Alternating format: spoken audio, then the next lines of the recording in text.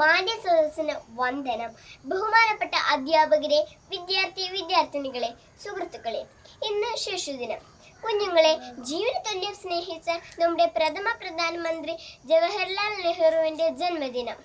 ചാച്ചാജിയുടെ ജന്മദിനമായ November 14-നാണ് ഇന്ത്യയിൽ ശിശുദിനം ആഘോഷിക്കുന്നത്. ചാച്ചാജിയെക്കുറിച്ച് പറയുമ്പോൾ കുട്ടികൾക്ക് ഓർമ്മയിലെത്തുന്ന ഒരു രൂപമുണ്ട്.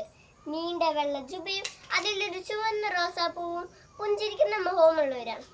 ചെറിയ കുട്ടി ആയിരിക്കുമ്പോൾ തന്നെ നെഹ്റുവിന് നല്ല വായനാശീലം ഉണ്ടായിരുന്നു.